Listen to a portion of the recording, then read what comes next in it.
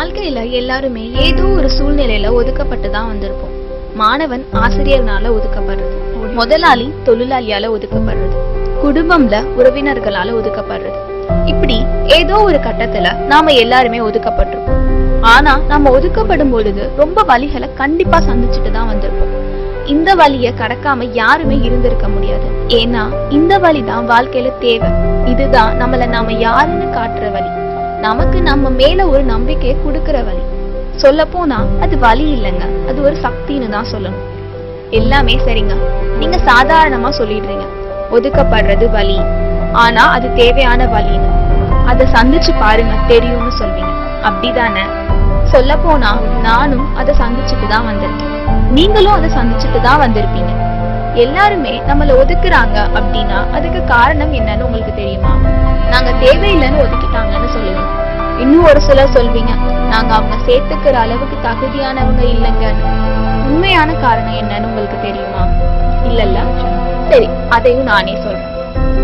நம்ம தேவையில்லைன்னு யாரும் ஒதுக்க மாட்டாங்க.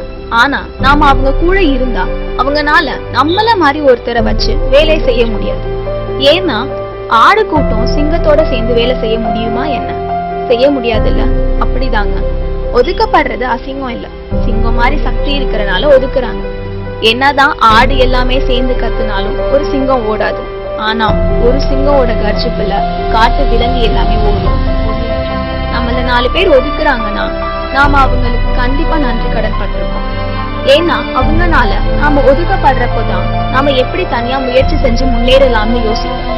நம்ம தேவையில்லைன்னு அவங்க எப்படி முடிவு செஞ்சாங்க அப்படிங்கிற அந்த ஆதங்கம் தான் நம்ம வெற்றி வர கூட்டிட்டு போகும்.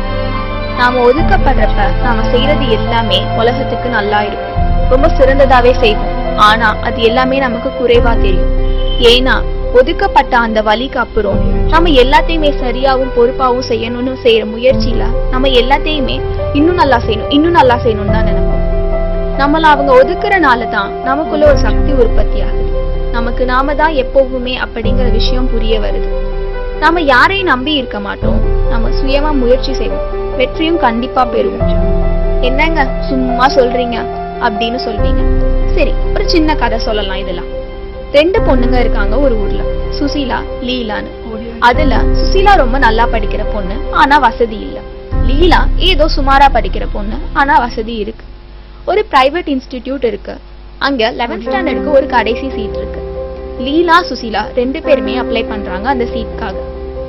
சுசீலா கிட்ட வசதி குறைவுனால அவள அந்த பிரைவேட் இன்ஸ்டிடியூட் ஏற்க மறுக்குது. ஏன்னா அவங்கனால அந்த ஃபீஸ் பே பண்ண முடியாதுன்னு. லீலா கிட்ட படிப்பு கம்மியா இருந்தாலும் அந்த திறமை இல்லைனாலும் அவங்கள அந்த இன்ஸ்டிடியூட் ஏத்துக்குது, ஏன்னா அவங்களால ஃபீஸ் பே பண்ண முடியும்னு. லீலா ஒரு அந்த உயர்ந்த இன்ஸ்டிடியூட்ல படிக்கிறான்.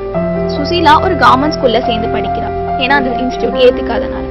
அவளை ஒதுக்கிட்டாங்களே அப்படிங்கிற ஆதங்கத்தினால அவ இன்னும் நல்லா படிக்கிறா, கடின உழைப்பு செய்யறான். 12th எக்ஸாம் முடியுது, ரிசல்ட்ஸ் வருது.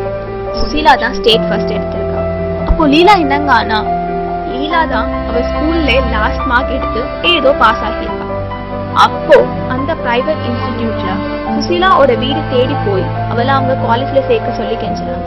ஏன்னா அந்த இன்ஸ்டிடியூட் தான் எப்பவுமே பெஸ்டா படிக்கிற ஸ்டூடெண்ட்ஸை உற்பத்தி செய்யற ஒரு இன்ஸ்டிடியூட். அங்க படிக்கிற யாருமே எடுக்காத அளவுக்கு ஸ்டேட் ஃபர்ஸ்ட் மார்க் சுசீலா தான் எடுத்து.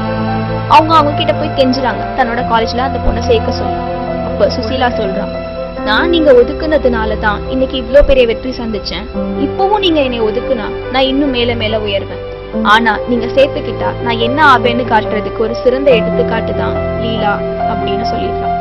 அந்த பிரைவேட் இன்ஸ்டிடியூட் அன்னையில இருந்து படிப்புக்கு முக்கியத்துவம் கொடுக்குது, காசுக்கு கொடுக்கறத விட்டுட்டு. அதே மாதிரி யாரையும் ஒதுக்க மாட்டேங்குது, அவங்க கிட்ட திறமை இருந்தா அவங்களை ஏத்துக்குது.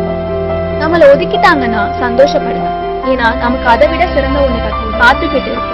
அதனாலதான் நாம அந்த வழியில இருந்து ஒதுக்கப்பட்டு வேற ஒரு நல்ல வழியை காட்டப்படும்.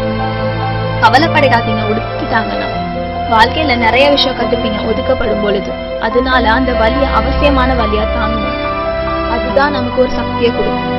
நாம ஒதுக்குனவங்களுக்கு முன்னாடி நாம வாழ்ந்து காட்டுறதுதான் நாம வெற்றி. ஒரு வெற்றி எப்போ சுவையா இருக்கும்னு தெரியுமா? நம்மளை சுத்தி இருக்கிற எல்லாருமே நம்ம தோக்கணும்னு நினைச்சு நம்மளை ஒதுக்கிட்டப்போ நாம அடையிறோம் பாத்தீங்களா ஒரு வெற்றி, அந்த வெற்றியோட சுவை தாங்க வாழ்க்கையில சுவைக்க வேண்டிய சுவை, ரசிக்க வேண்டிய வெற்றி.